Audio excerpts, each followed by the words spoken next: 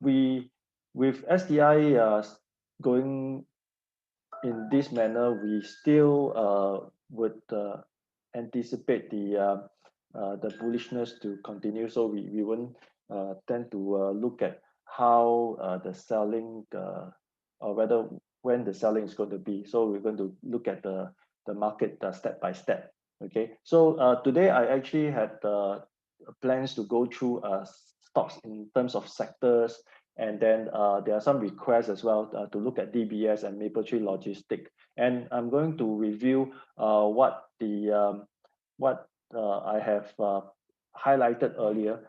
In 2 weeks ago, I mentioned that let's witness together the tech sectors, and also I mentioned about two counters: Mapletree Industrial and Keppel DC REIT. Right, these are the two sexy REITs that you should pay attention to. Okay, so let's look at the tech sector. Basically, we have uh, been tracking AEM quite closely, and if you look at AEM, uh, in fact, late September, it had a surge, strong surge to which goes above the resistance, but unfortunately, that doesn't last. It start to pull back to support level at the 20-day MA. Okay, and if you look at the weekly chart, it is still right sitting at the 20-week MA nearby. Okay, I mentioned 2 weeks ago that if you look at Franken, UMS, AEM, they are all sitting at the 20-week MA, and this actually tells us probably a good opportunity to see these sectors are rotating up. I believe AEM so far has been weak, but no doubt it has rebounded a bit. But I think the stronger one will be UMS. So in my email, I mentioned the entry for UMS from different entry. The first entry was 975. The second one was a breakout at 101. Okay, and UMS after giving dividend is still going up. If you look at the weekly chart,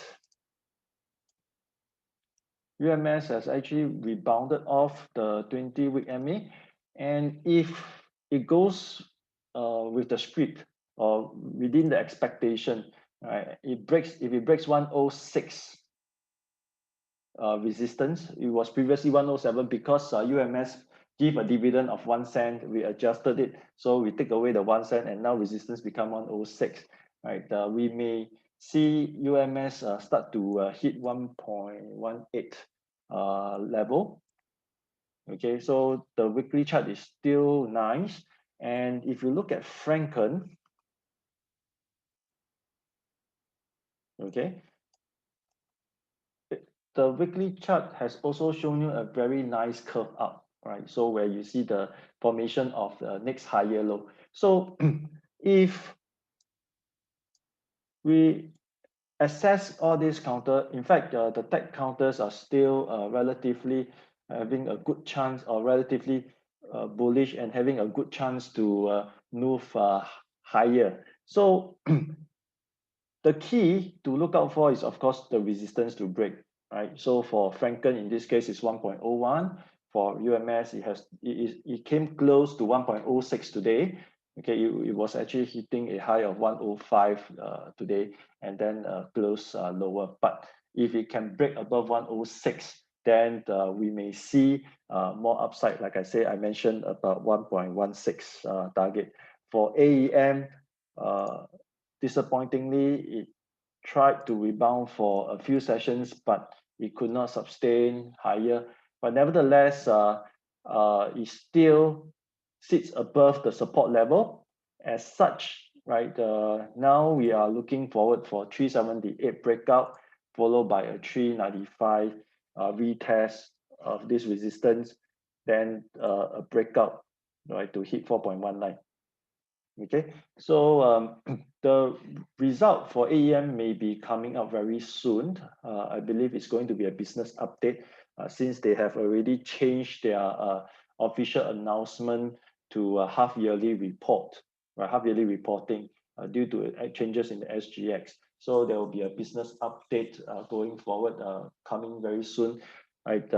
So we have kicked off a new quarter, new season for the earnings, and just now JP Morgan has announced a set of fantastic results that has below the analyst expectation. Okay, so is that going to bring our banks forward? Right. So let's take a look at our banks. Let's take a look at DBS.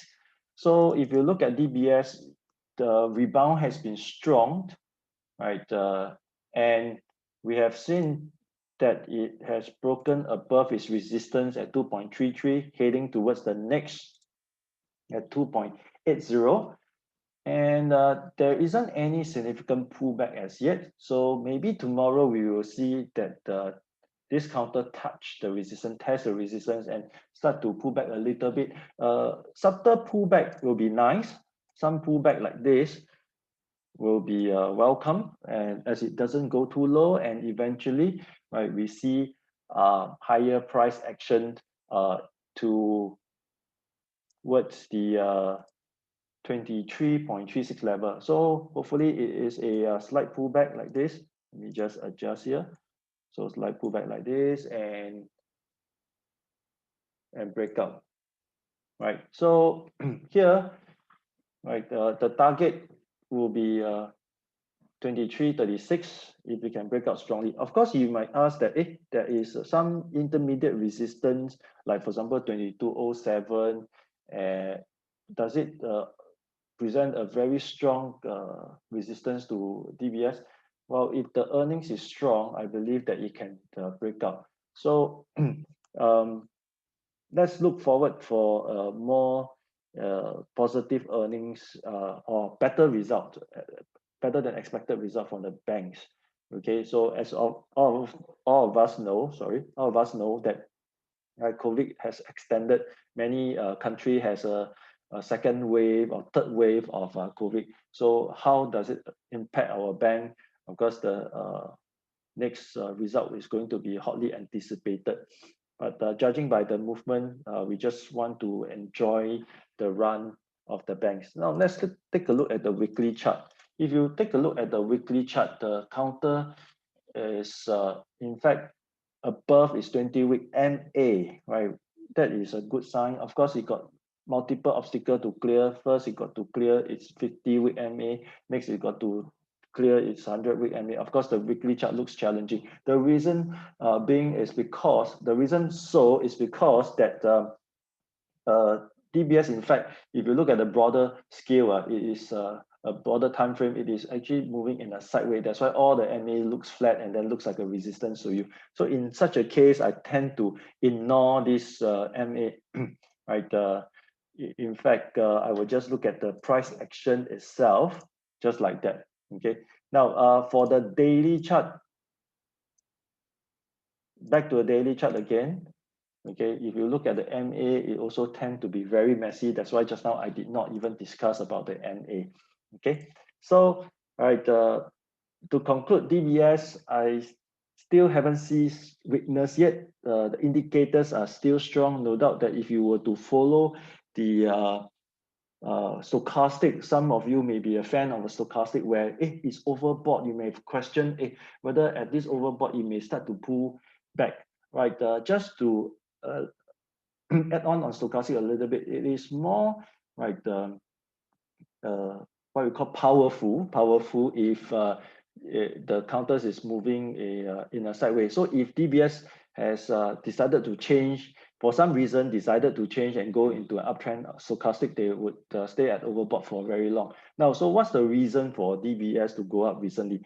In fact, I haven't seen any news about the banks, positive news about the bank. So right, if the market decided to go up, I just need to use TA to tell my entry. I don't need to actually find a news. So so that is my so-called conclusion to myself, right? So in fact, all the three banks I have a stake in it. So DBS, I have a small stake. OCBC, I have a small stake. UOB, I have a small stake. Okay, and all of them have the nice MACD moving upwards. Okay, MACD lines are moving upward. This is a good sign. a good positive sign. And if you look at the OCBC, right, it is moving gradually towards its resistance at 8.86. Now, of course, if I want to be more imaginative, right, I would zoom up the chart and then start to imagine that if the OCBC is going to hit 8.86, then we may be able to see a double bottom over here. Now, of course, if I'll be more ambitious, right, I can do a projection and see that, well, OCBC may have a chance to hit back 9.46 level, which is the projected level, and that is very close to its resistance or its high over here, right? So, but I'm not going to so-called rely on this. I'm going to watch the counter step by step. All these projections, all these technical analysis are great, but it still need to be nurtured and need to be have a close eye on it. So you got to watch how the stocks behave as it approaches to resistance. Let's take a look at the volume. If it can have a surge in volume as it breaks out from the resistance at 8.86, right? This is where we are going to expect higher price level. So sit tight and then enjoy the upside. Of course, we have privately, like I mentioned in previous Zoom meeting, we have done extensive studies on OCBC. We have on DBS and UOB. In fact, to credit my one of my clients, he actually did the studies himself. So he shared with us, and for over the past 20 years history that he has dig on the bank, the earnings for the banks, the EPS is ever increasing for the past 20 years, and the net asset value has been going up, right? Of course, minus of those turbulent year like 2008 .com and 2003 financial crisis, those currency crisis. So basically, you are looking at this a very strong bank, and many of them are actually you do not need to do financial study on these banks yourself as well. You can actually Google, YouTube. There are a lot of people already conducted studies in all these banks. Okay, in fact, our bank, right, based on the international standard, they call it the Basel standard, or Basel. So basically, the Basel needed the something 3.5%, which is, I think, the capitalization asset to risk ratio 3.5%. I think our banks is 6.5%. So we are actually more kiasu and more kiasi so for our banks. So our banks are relatively safe, right, in that sense. Okay, sorry for me not giving you the right details, and I probably will pronounce it wrongly, because for me my focus is more on TA, but the fundamental wise, so long as you tell me something that right sounds logical, and then I know a little bit of FA, and then if that meets my knowledge, and then this is where I will just blur out, with not paying attention to the how you pronounce the details. Okay, so we're going to talk about UOB now. So UOB, in fact, looks very similar to OCBC. Yeah, I can imagine this. If we really have a breakout, we probably can aim slightly higher, right? With a projected level, right, to 21.38 level. Okay, so is the market going into a bullish run in October? Right, many anticipate that it is likely to happen due to the election. Right, let me just explain to you, just in case if you don't know. Yesterday, I got a video from again one of my clients. This is the best thing to be a reminder. Why? Because a lot of clients you're not learning on your own, but then you also learn from your clients, because some of the clients they have some information they like to share with you, and this is where you also learn. So over the years, in fact, I find that I have actually improved my knowledge, not by myself, actually by interacting from my clients as well. Okay, so basically what happened was last night I was watching this video. They were analyzing the US election, who is going to win. So they actually goes back to history and then pinpoint two important criteria for a president, right, to continue its reign in the White House. Okay, so like Donald Trump is going to bid to continue his presidency in the White House. So what are the criteria that the U.S. People will be looking at? Okay, there are two main things, right? One is economy, the other is the stock market. Okay, so historically, right, the U.S. tend to change president if the U.S. elections happen in a turbulent year. Means if the U.S. Economy is in election, likelihood, right, there is 90% chance that the U.S. People will vote for another person to go to become a president. Okay, so he quoted a lot of our president, like for example, George Bush versus Clinton. Okay, right, and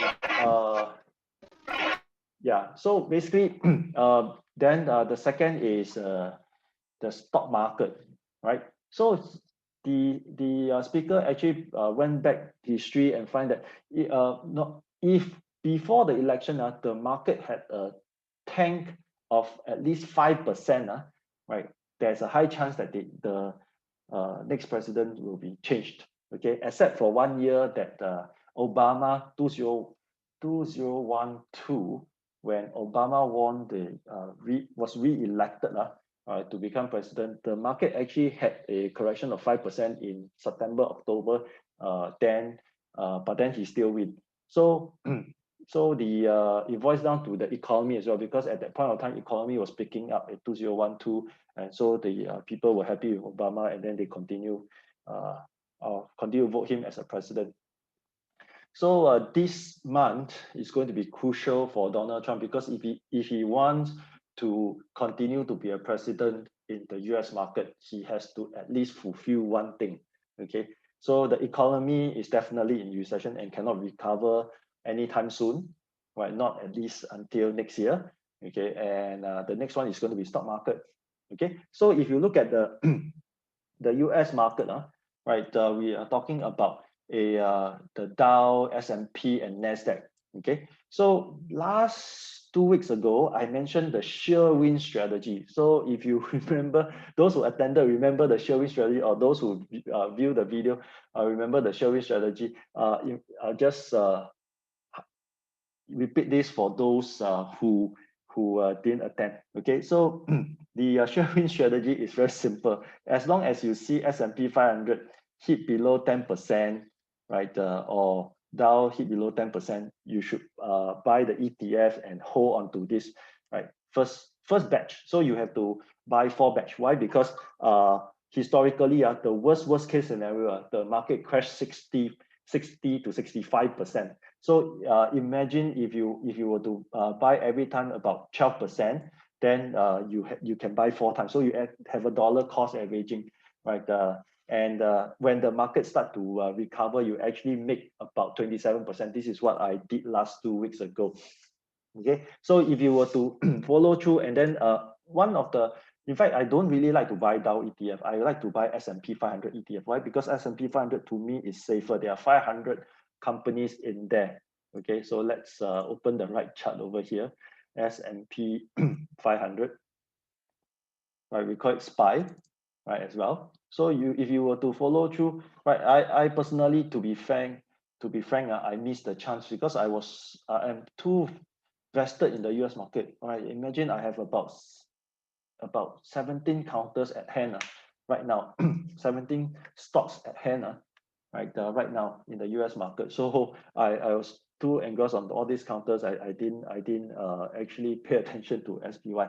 Right, what I have is Alibaba, right, CRM, Equinix, Lemonade, right, the Net, right, etc. Okay, but the key here is you are looking at the right, 11% drop. So imagine if you were just to buy at the 11% low, somewhere around here, right? Of course, now you are sitting on, well, not much, right? Because the market didn't really crash further. If the market crashed more, of course, you tend to make more. So this rebound probably earns you a 8.9% right now. If you continue to go higher, of course, if Donald Trump were to, right, continue to set the market higher. So we may see more than that. Probably you are looking at the 10, 13% or even more, because after this recovery tend to go all-time high. So it has 3rd of November is the election. So we have about 2 to 3 weeks for Donald Trump to actually, which is very easy for him to tweet and then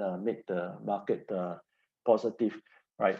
So as that aside, what we are really looking at is, you can see the indices are strong, right? This is where probably we can credit this to Donald Trump at work, or stimulus coming, right? Tonight, the Fed are talking again. Okay, like I mentioned, JP Morgan has kicked off with a good result. So this is going to be an example for the rest of the banks. So probably they are going to do well as well, right? So so with this, right, let's look at the how about the REIT sectors. Okay, I mentioned 2 REITs that you must pay attention to, which Keppel DC, Mapletree Industrial, right? Unfortunately, I don't have Keppel DC. I still have Mapletree Industrial Trust. So, right, Keppel DC, I mentioned that if this counter were to cross above 295, right, you can expect higher movement. And today it did not disappoint. It went to 301. Right, of course, it's not really that fantastic as yet, but then the thing is, at least we start to see upward movement, and we do expect it to hit higher to 3.06, right? Mapletree Industrial, doing data center, right? In my email, I do highlight. In fact, 2 weeks ago, I did mention, yes, I did have a confirmation for the signal that I highlighted over here, but don't expect it to go up one straight line. In fact, I prefer it to go like the slow and steady, and then slowly go up to this target price, which today it hit at 3.36. But I'm not going to rush to take profit yet. So I would like to see whether is there any possibility for this counter to break above 3.36 and then eventually hit higher. Overall, the whole trend is still uptrend. In fact, if you were to look at this, it looks like a huge cup and handle formation. And if I can imagine even further, right, the market is going to be bullish further, right? Hot demand in cloud solution, data centers, right? Well, maybe 3.62, I can imagine that, right? And then of course, the requested counter is Mapletree Logistic. Well, Logistic today finally waked up, right? Woken up, sorry, rather. So it has woken up and then it has broken out from its resistance after consolidated for so long, right? It finally breaks out, and we start to see it move up towards the next resistance at 213. So all those counter that close high today, not to just to dampen the hope. I just want to bring reality to everyone. We'll never be happy, so we don't be too happy to be more as direct. Sometimes it tends to pull back, because nowadays market tend to have this push up and then selling first before it start to go up higher again. Like I explained to you, Mapletree Industrial concept is the same. It was moving up strongly, and then confirmation for my signal, and then the next day gonna sell down. So this you can expect again for Mapletree Log, right? The key is it should hold between 2808 and 209, right? As such, then we may see the formation of the uptrend, or the uptrend to continue. Okay, so a nice closing for Mapletree Logistic. I'm expecting more. Okay, so let's see whether can it continue to scale higher to hit 2.2 level, right? The Mapletree Logistic is one of the least affected, right, company in COVID, because they are dealing with warehousing, and then most of them still need warehouse to store their goods, right? No doubt that they cannot do business upfront, but they still need the warehouse to store their goods. Okay. So then we have, of course, if I just want to add on to the point where even if you have a strong closing, sometimes you may not expect the next day to have a follow through buying. Another example is this counter that I personally owned. It's called Ascendus iREIT. So you can see here, wow, I'm very happy. I was a very happy man, right, on this particular day where this counter actually had a strong breakout, volume is good, right? The closing was high, but unfortunately the next day give me a stun. Wow, huge selling, given up all the gains and then down even more. So this is actually well expected, right? So I didn't panic. I just let it be, and then the next day, you know, it just rebounded and closed back to the high, and this is a good thing, right? So the reason why I'm not panic is because uh, I there's no reason for this counter to go downtrend. In its announcement of result, it has been announcing good results. The DPU has been growing, right? This is one of the business trust. It's not a REIT, by the way, it's a business trust. So the DPU has been going up, the earnings has been strong, and the business trust is not affected by COVID. So I'm actually not very particularly worried about this counter. Just hoping that it can break above the resistance again. So which it managed to close above the resistance and see. And next thing that I'm going to see is whether it can close back to 175 resistance. Of course, along the way, it got to fill up gaps, right? Which can be easily done so, especially if the next earnings is going to be good. Okay, so we have right, we have covered the REITs, we have covered the banks, we have covered the tech. Okay, so today, in fact, if you observe further, the tech, rather the medical counters run. In fact, the smaller cap medical, like for example, I spent this morning. I was studying this counter. I wanted to put in my email, but somehow something pulled me back. For some reason, I drew my entry price line. I drew where I decided where was the stop loss, and then I had my target. But somehow, for some reason, I I didn't post it. I didn't put it in my email. So just to just to like share with you why I was right, tempted to actually put in my email, because you look at the chart here, you look at MACD is going to cross up, look at stochastics moving up, look at the counter is sitting at the MA.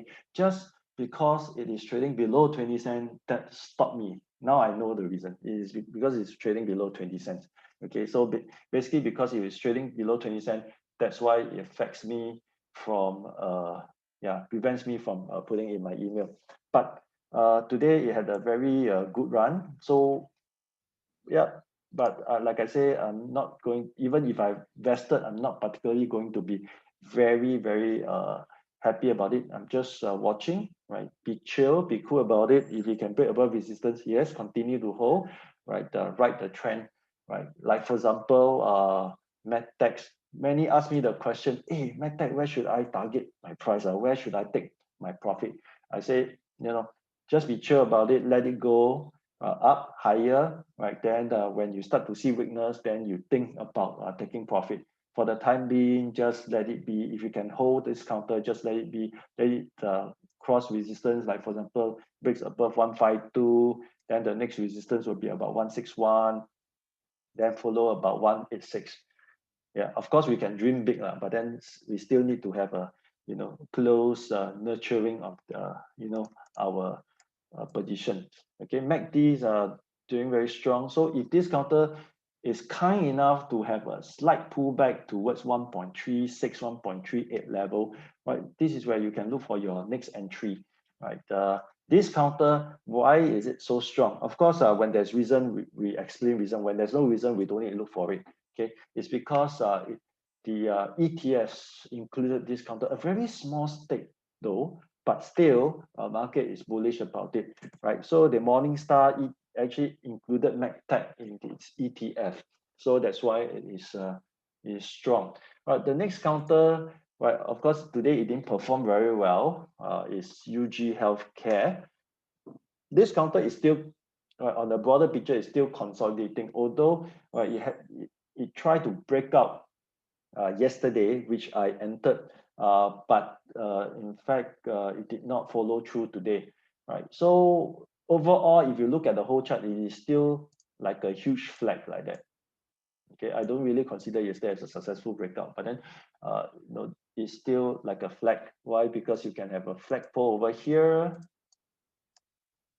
Okay, and why this counter is in focus, because the Malaysian EPF funds are buying into this counter, taking a substantial stake in this counter. Now, of course, the risk of these medical counters are vaccines, right? Once the vaccines is out, right, the market may not be focusing on this counter, but still, if the demand is still strong, earnings are still strong, there will be still some, focus on this counter. So the way between vaccines and the earnings and the demand of the market, this is what I can't see. I can't tell whether whether the vaccine will kill the demand or not. But one thing for sure is if the big funds are buying, the share price has a good chance to move up higher. This is one of the reasons why we look at the stocks.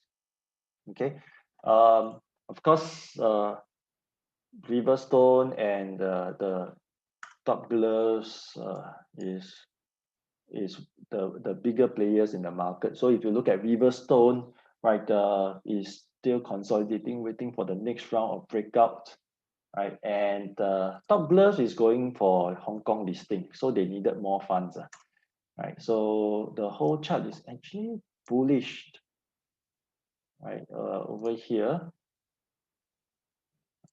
Okay. Now, my view on all these medical counters, yes, it may break out and continue go higher. Like for example, Top Gloves is like position itself to break out and then move higher.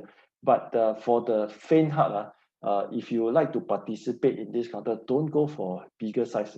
Go for some small size, like just 1,000 or 2,000 share, so that you are part of the rally. You are in the rally together. So this counter, I was expecting for a lower price, but it did not. In fact, with the Hong Kong listing coming, it could be more bullish than bearish. So let's see whether can it break out and go up higher. Okay. The other counters I just want to highlight is SGX. Okay, so this counter, it's moving like this. Okay, I like the movement. Okay, go up, go sideways, go up, go sideways, go up, go sideways, go up, probably go sideways again. Giving you times and times for you to enter, position yourself inside this counter for a longer term growth. Okay, so today, in fact, it is breaking out from its resistance. Oh, no doubt that the volume is not high, but then it may not be a big concern. Why? Because even the breakout was not successful. It tend to follow this. Now, just this trend rather. I haven't finished my sentence. Just to bring you back to history. When remember this, I'm not sure whether anybody follow SGX closely. If you remember this, there was some sort of bad news over here. That's why it causes SGX to plunge lower and lower. And then SGX start to build a bottom over here, rebound up, then pull back, then go up, forming some sort of uptrend signal. Why? Because you see higher low, higher high. Then after that, it start to go into this mode where it goes up sideways, then goes up, then sideways, goes up, then sideways, then goes up, then sideways. Then eventually it ends its run with another, bad news over here, right? And then start over again. So if the way that it's moving, it can actually close up its gap in no time, right? And then we can start to see more upside to hit a 9 point, probably fill up the gap to hit 9.8 level. Okay, so this is about Singapore stocks. I just like to take some time because I just have another few minutes, like 3 to 4 minutes, because Zoom will cut me off in 2 minutes time. Okay, so probably if you are looking at the US market, just to touch a little bit. Okay, so a lot of people is paying attention in gold right now. In fact, gold, right, has its own merit because the US dollar is moving down. So that's why gold price tend to go up. So many banks, many analysts has anticipated that the gold or rather the US dollar is going to be further weakened due to the stimulus package and of course the US election, etc., etc. So one of the leader in the gold mining area, right, is Barrick Gold, and this counter is trying to bottom up, right? So if US dollar continue to weaken, then you can see gold start to continue to move up. Then the gold miners will start to move up as well. And where this is where if you can break above 28.72, then it can hit the 30.97. Yep, time's up. Now my meeting is going to end. It says that my meeting is going to end in 10 minutes time. So I still have some time to go through some stocks with everyone. Okay, so Barrick Gold, probably you can watch for the resistance at 28.72, then followed by 30.97. And some of the counters that I have just to share with you in the US market. So tonight, I'm very bad at time zone, but I know that sometime today, Apple is going to announce its new iPhone. Okay, so that's why I position myself in Apple over here, right? The reason to buy Apple is very simple. It's not just because they're going to announce the new iPhone. It's because I do see a too small mini bottom and then the stocks consolidating, right? Rather pull back after it has broken out, giving me a chance to position myself here. And then together with the announcement that is coming. So in fact, I bought Apple last week, right? So last night rally, if you read the news, actually was led by Apple because it went up by 6%. And if the market continue to have Apple fever due to the announcement, then we may see Apple goes back to its high at 1.137. Of course, I'm not